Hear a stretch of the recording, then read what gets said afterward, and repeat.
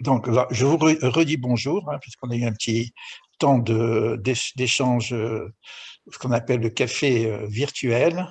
Alors, nous allons parler principalement de l'âme, puisque c'était la nouveauté qu'on veut rajouter à tout ce que nous avons échangé ensemble sur ce que j'appelle projet Sens, dans lequel il y a un projet de formation coaching existentiel, et de ces problèmes de l'existence, on sait qu'on va avancer pour essayer de commencer à capter non pas simplement les besoins de notre existence, mais les besoins, je veux dire, le besoin de l'âme. Comment tu voulais. Bonjour Sandra. Voilà. Pas de préparation, donc conférence en filet. Je vais reprendre juste une petite discussion que j'ai eue tout à l'heure avec une de nos participantes, que je nomme pas parce que je veux rester discret avec les gens que j'ai des fois en individuel. On a parlé du deuil et j'ai expliqué, la dernière fois j'ai expliqué les étapes du deuil, c'est-à-dire pour les endeuillés, c'est-à-dire que les différents niveaux de positionnement, de réactivation, d'activation des endeuillés jusqu'à entre la descente et puis la remontée. Je reprendrai ce thème-là parce qu'il est extrêmement important. Je ne vais pas le refaire maintenant parce que la plupart des gens qui sont là l'ont vu la dernière fois, mais je le reprendrai puisque je n'ai pas pu le mettre en public, puisque la dernière fois j'ai fait un partage avec les intervenants où chaque intervenant avait sa propre expérience. Donc ce n'est pas enregistré au niveau public. C'est quelque chose d'assez connu. Maintenant, il y a aussi les étapes de l'âme. Alors, dans notre tradition, au niveau du deuil, nous avons un cycle qui se dit en 7 jours, 1 mois et 1 année. Alors, ça correspond aussi aux 3 niveaux de l'âme. Alors, la question qui m'a été posée, est-ce que ça veut dire qu'au bout de 30 jours ou d'1 an, l'âme monte? Oui, en effet, puisque les 7 premiers jours, la personne, sa personnalité, avec son niveau d'âme qu'on appelle la personne, c'est-à-dire le nefesh, plus les autres niveaux d'âme, nous avons dans notre tradition au niveau de quelque chose qui peut être saisi, 3 niveaux d'âme, il y en a 5 en fin de compte, hein. Donc je vais vous les nommer tout de suite, puisqu'on en a déjà parlé. Le premier niveau d'âme, c'est le nefesh, qui est la personnalité, qui est en rapport avec la personne, avec les émotions, avec son histoire.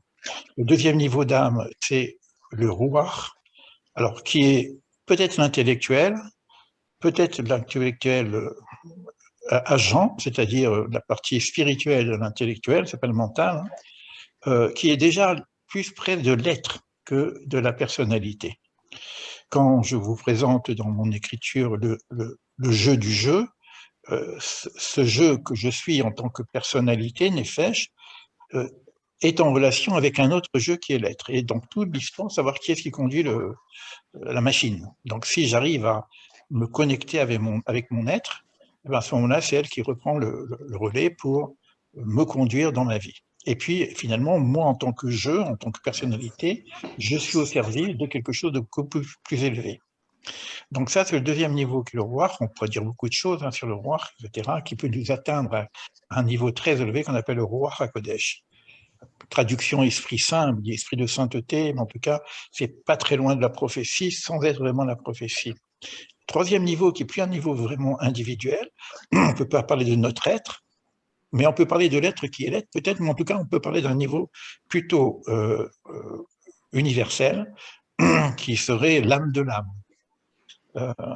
Et ça s'appelle la Neshama. Alors, qui est en relation avec le Hoar, qui est en relation avec le Nefesh. Alors, ce que je peux dire, mais bon, c'est un peu compliqué parce qu'on n'a pas connaissance de ces 3 niveaux, et on peut pas, quand je dis connaissance, c'est naître avec, c'est le vivre vraiment, hein. On peut le connaître, on savoir, au niveau des textes, il y en a plein de textes, mais dire que je le vis, je le connais, c'est-à-dire je suis en connexion avec ces choses-là, c'est pas du tout évident. Alors, logiquement, normalement, les 3 niveaux sont toujours présents pendant les 7 premiers jours. Par contre, au bout de 30 jours, le niveau le plus spirituel, c'est-à-dire Neshama, elle laisse maintenant, elle retourne à sa place. C'est la partie la plus divine, en tout cas.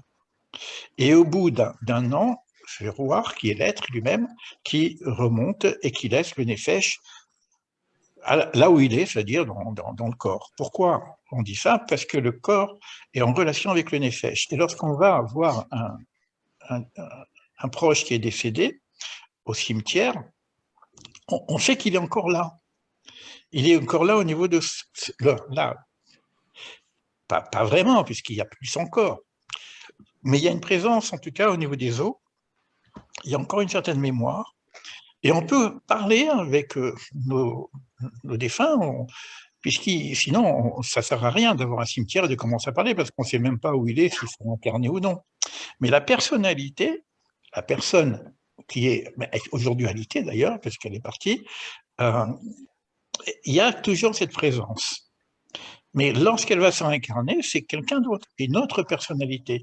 Aujourd'hui, bon, moi je me présente, je suis Léo, etc. Mais lorsque j'étais dans une autre vie, je n'étais pas ce Léo ni ce Élie.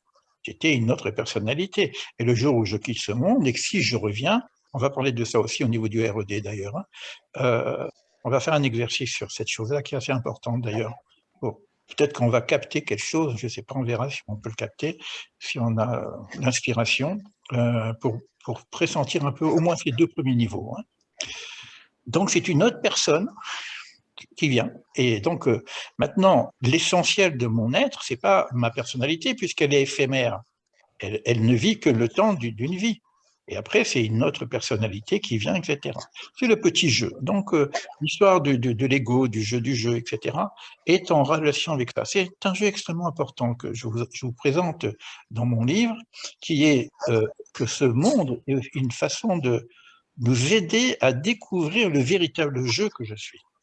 Ça, c'est pour la première échange que j'ai eu avec cet échange-là. Donc, maintenant, je ne sais pas si je peux...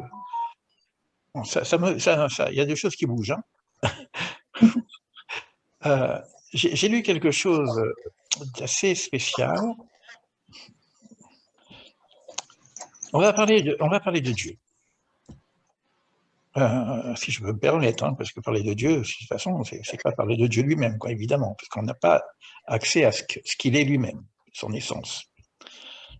Bon, donc, ce qu'on a appris sur la Kabbale, c'est que la véritable essence divine, c'est la véritable lumière, l'infinité divine, elle n'est pas saisissable. Donc il y a ce phénomène, avec une lumière pleine, on va dire ça comme ça, totale, une infinité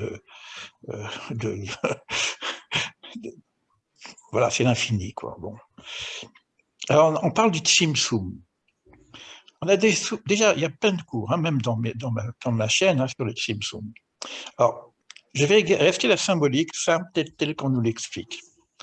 On dit que cette lumière infinie, c'est pas retracté dans le sens condensation, c'est retracté dans le sens plutôt externe, c'est-à-dire qu'elle a laissé un espace qu'on appelle le halal, et le halal c'est aussi un espace vide, pour qu'il y ait un espace qui serait une forme de matrice accessible à la création. Donc, c'est le passage du fini à l'infini, quelque part. Donc, dans cet espace-là, il y aura encore une trace de cette présence qui est partie. Cette trace s'appelle le Réchimo. Écoutez bien ça, hein, parce que là, il y a quelque chose qui peut être assez puissant par rapport à l'histoire des décès, etc. C'est-à-dire que Dieu se retire pour être accessible quelque part. Il laisse sa trace, mais sa trace ne suffit pas. Il faut encore qu'il y ait cette présence qui n'existe plus apparemment, qui revienne animer l'espace. On appelle ça le cave. Et lorsque ce cave arrive dans cet espace, il va former ce qu'on appelle les séphirotes, l'arbre de vie, Adam Kadmon, etc. Je n'ai pas besoin de rentrer dans le détail. c'est l'espace qui va être l'espace du monde. Et dans cet espace du monde, la présence divine va se présenter d'une façon plus accessible par des petits luminaires, on dirait comme ça, des rayonnements, et non plus la lumière infinie. Ces rayonnements s'appellent les séphirotes, et l'organisation de ces séphirotes va former ce qu'on appelle Adam Kadmon, l'homme primordial. Ça, c'est par rapport à Dieu. Mais si je garde cette idée-là, ça veut dire que Dieu se retire, il se voile pour se révéler d'une façon accessible. Et à ce moment-là, à l'intérieur de tout l'enseignement de la Kabbale, on va avoir ce qu'on appelle un Nagat Hashem, la conduite divine dans ce monde, le rayonnement de la présence divine à travers le faire divin, faire F-A-I-R-E, et non pas F-E-R. C'est-à-dire qu'on va voir ce qu'on appelle la conduite divine. Et d'ailleurs, le livre qu'on a étudié ensemble, c'est les voies de la direction divine, avec différents noms, différentes directions potentielles. Mais quoi qu'il en soit, c'est une façon d'être en connexion avec ce qui peut être saisissable du divin. OK? Alors maintenant, ce qui me vient comme ça,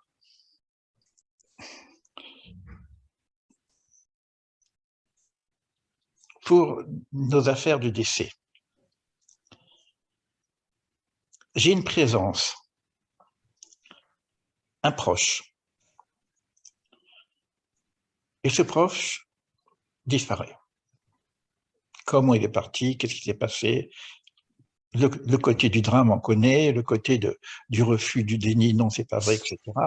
On a perdu personne. Et quoi qu'on en fasse, même si on arrive à vivre toutes les étapes du deuil pour pouvoir un jour accepter, pardonner, puis éventuellement, et ça c'est difficile, en trouver un bénéfice, c'est un peu difficile. Normalement, c'est ça qu'on donne comme fin des états, même une forme de sérénité à la fin. C'est plus que l'acceptation, plus que le pardon, c'est qu'on a compris quelque chose qui fait que, quelque part, on peut arriver à une forme de sérénité. Tout dépend de qui on parle et de quoi on parle, d'accord? Quand je parle, par exemple, d'un père ou d'une mère qui perd son enfant, c'est un peu difficile. Peut-être même impossible, si je reste dans ce qu'on appelle le manque de la présence. Il n'y a plus de présence, il n'y a plus de présence. Et le déni, qu'est-ce que c'est? C'est que je vais garder des images, des vidéos, des trucs pour garder la présence, pour avoir un souvenir, pour ne pas perdre le contact. Maintenant, ce contact que j'avais avec beaucoup d'amour, avec cette personne, ce proche, c'est un contact de sa personnalité. Puisque je n'ai contact au départ, quand je suis en relation avec quelqu'un, c'est je suis en contact avec son expression dans ce monde-là. Et ce que j'envisage pour le bonheur de cette personne-là, c'est sa réussite dans ce monde-là. Or, s'il n'est plus là, je ne peux plus avoir d'espoir pour sa réussite dans ce monde-là. Et tout ce que je pouvais investir pour la réussite dans ce monde-ci, ou de la présence, des échanges, tout ce qu'on pourrait faire avec une mère, avec un fils, avec tout ça, je ne peux plus le penser. Donc j'ai encore des images, mais j'ai des images que du passé. Je n'ai pas d'avenir. Donc il y a vraiment un manque. Il y a vraiment une souffrance. Et on ne peut pas dire que ce manque va disparaître au niveau de la forme, évidemment. Maintenant, cette personne est partie. Si je gardais un peu, c'est un peu spécial hein, ce que je dis, hein. Si je gardais un peu cette symbolique qu'on avait vue par rapport à la personne qui, on a parlé de Dieu cette fois-ci, qui s'écarte, qui part pour mieux se révéler. Et lorsqu'elle revient, elle forme des valeurs. Quand je suis avec la personne, en fonction des relations que j'ai avec elle, je vais avoir un échange sur un certain niveau de valeur et de réalisation en relation avec ce monde. Il y a des belles choses à partager, hein. Je ne veux pas jouer au bouddhiste, machin, que non, il y a des très belles choses à partager. Et il ne faut pas que je l'oublie ça, parce que sinon je monte dans les cieux, etc. Et puis ce monde n'existe pas et on reste là-bas en haut. C'est pas ça que je veux dire.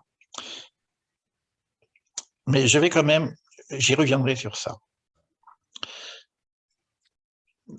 J'ai un rapport sur la réussite de la personne, sur les échanges, sur l'intelligence, sur même la spiritualité. On peut avoir beaucoup d'échanges, etc. Mais je suis dans le rapport avec la présence corporelle de cette personnalité. Est-ce que j'ai vraiment un contact profond avec l'âme de cette personnalité? Il faut être juste, c'est pas évident. Par contre, lorsque la personne part, qu'est-ce qui me reste comme contact sinon avec l'âme de cette personnalité? C'est-à-dire que cette présence qui est partie, elle revient à travers un faisceau très fin, comme on le dit tout à l'heure, un rayon de lumière, qui est en rapport non plus avec la personnalité simple, et j'aurai toujours un rapport avec la personnalité à travers les souvenirs, etc., tout ce qu'on va raconter, etc. Mais ça, c'est du passé. Mais où est mon futur? Mais mon futur, il va être en relation avec ce rayon lumineux de son âme.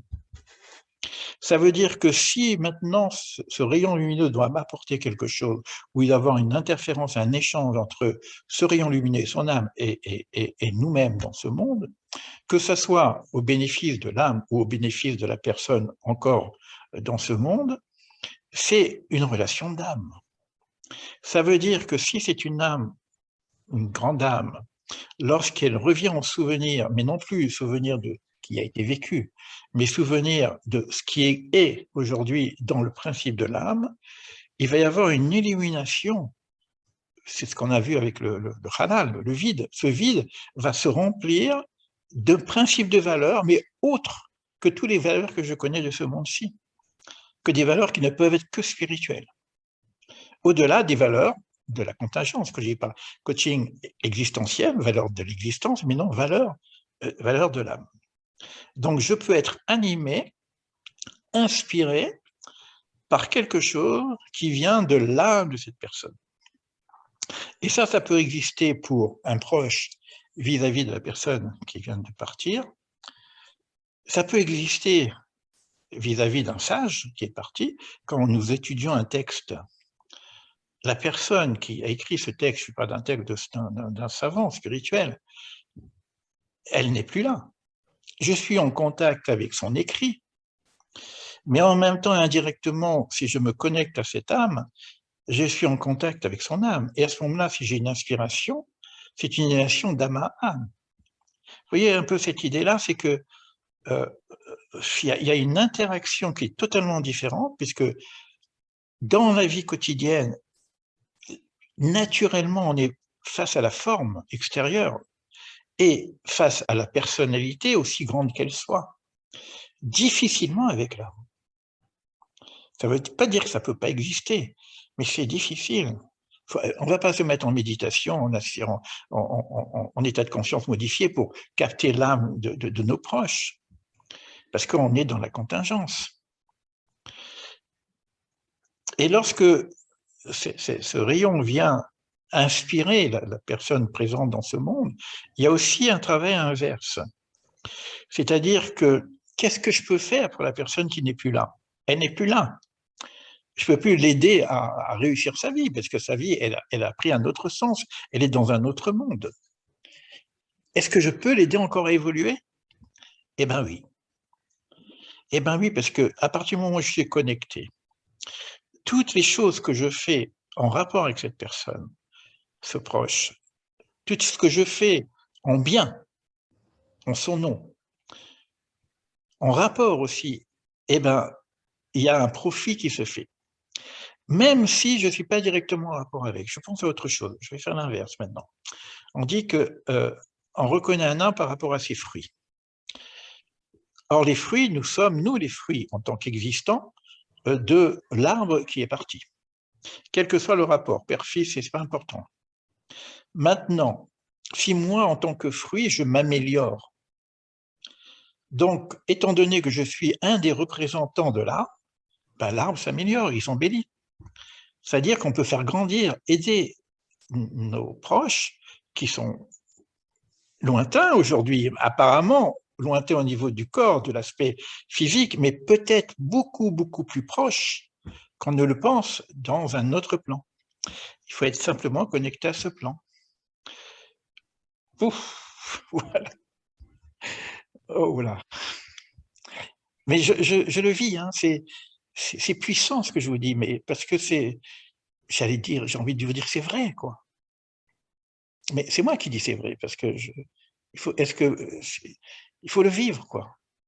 À ce moment-là, évidemment, quand on parle du bénéfice, comment je peux parler d'un bénéfice mais c'est un bénéfice, évidemment, c'est pas un bénéfice affectif. C'est une autre forme de bénéfice.